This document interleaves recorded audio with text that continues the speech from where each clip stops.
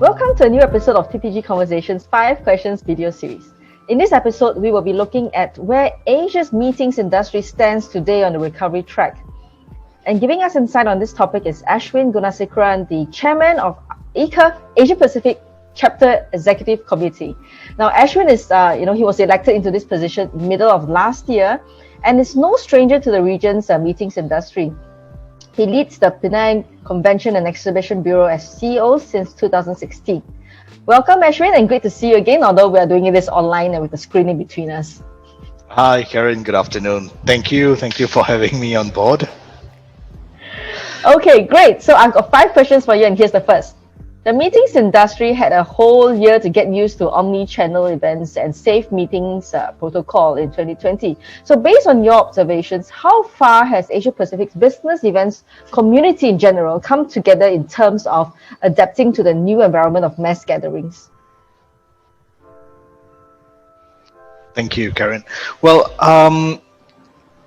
Well, the first question is already very difficult. Now, I would say there is no one answer that will fit all, because APAC itself is a huge region and everyone is very diverse, and the ways, means, and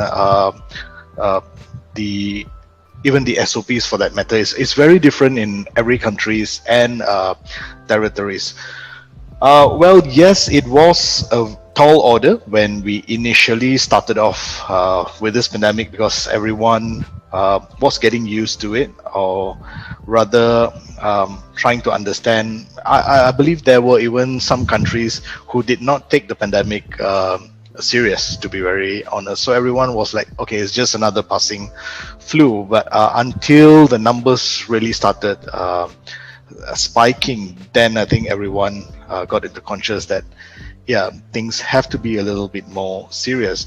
But what I noticed is that at least for Asia Pacific region, it was rather a very fast turnover, because at least the meeting industry for that matter, a lot of initiatives were taken to move back the industry and to fit into the pockets well.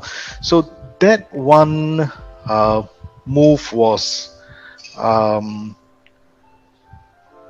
would say, fast, really fast. And that was something that we never expected, probably because we had such technology in place, or probably even there were certain financial support for that matter. There were even strategies that were already in place for future of how we would implement, let's say, technology for that matter. So what this pandemic has really done is to fast forward whatever there was in the strategic plan.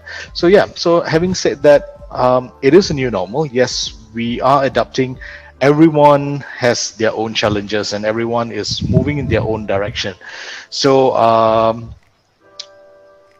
many destinations, or I would say most of the destinations, have recognized virtual events as the way of moving forward.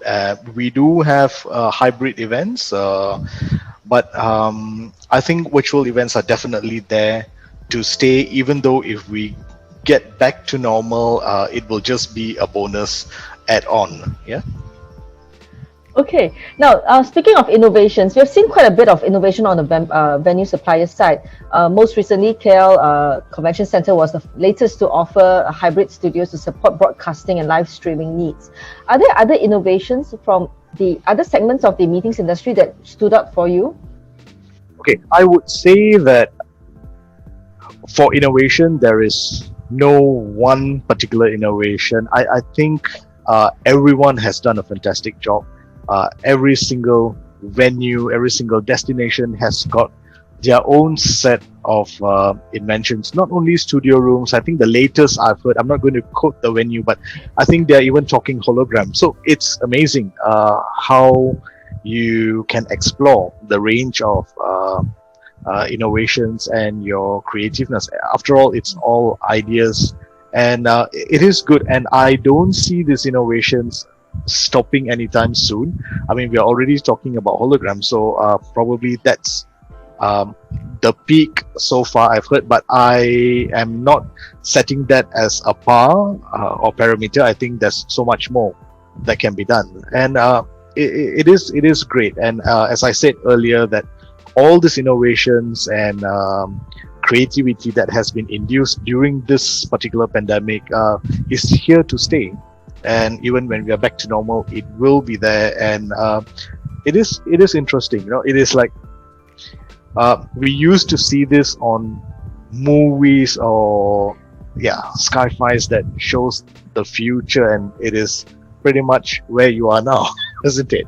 So I'm looking forward to more innovations. On a bureau perspective, we are encouraging our partners to invest on innovations. So that's where we are heading as far as bureau is concerned. And even for APAC members on several forums, we have advised our members to look at this particular route on how we can be more creative and adapt to new innovations.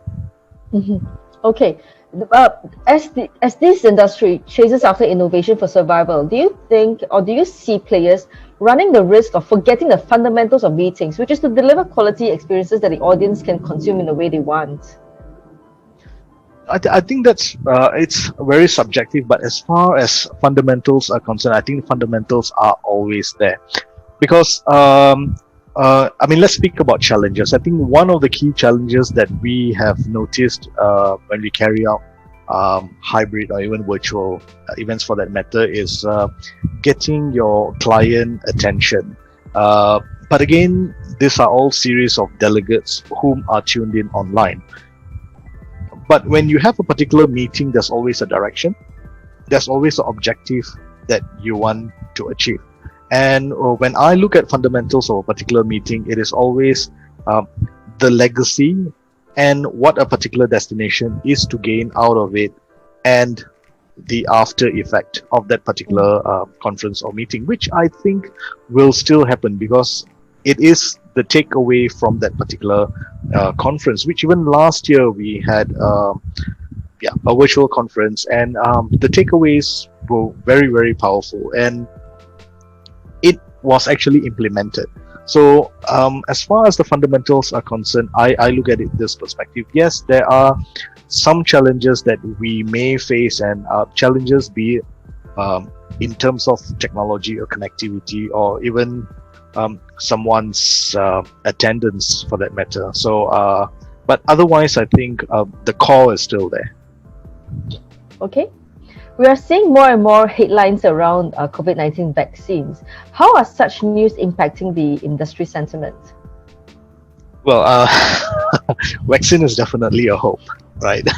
So, I think we just got to live with the particular situation, and it is a new normal. Everyone has to practice the SOPs. It is just a matter of time where this pandemic will subside, but the question is when. So excitement of vaccine availability is definitely there. Everyone is looking forward. But again, I think we are past that stage already, because I think it was really the beginning stage where everyone was for the vaccine, and when is the vaccine out, and when can we have it, and how much is it going to bring the numbers down.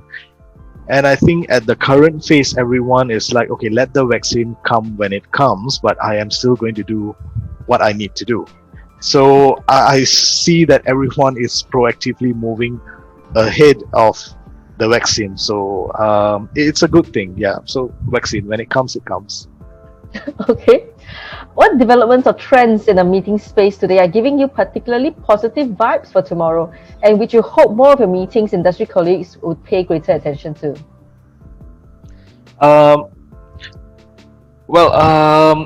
Mainly, I think at this particular point of time is emphasis should be given to local or domestic business. As you know, of course, the air channels are not completely open, and the focus of business events can be expanded, but are not limited to a certain sector or a certain market. I think there's so many more segments that can be explored.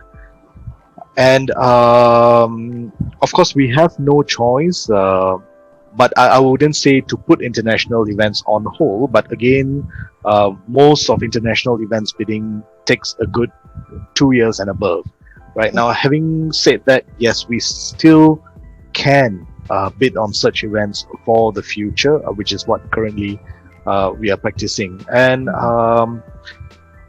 even, I mean, that is on a bureau's perspective. But looking at even PCOs has converted most of their business modules into virtual event organizers, even providing the platforms, solutions, and very much technology or IT provider. So it is good, and it is also good to see that in at least in our industry, we are moving fairly fast from the traditional way of conducting business events into the new business models. And what's really interesting is this makeshift is being adopted very fast.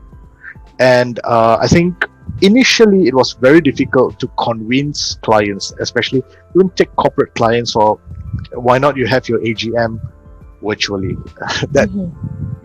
And I think people have understood the challenges, and when people have understood the challenges on a client's perspective, and it gives them no choice but to conduct a particular meeting either virtually or hybrid, guess what? The business events industry is already ready. So that's how fast at least our industry has moved into getting ready the requirements of the future. Okay, great. So that's all the 5 questions I have for you today, Ashwin. Thank you so much for giving us your time. Thank you, Karen. All right, and to everyone, take care, stay safe, and I'll see you on the next episode, yeah? Goodbye.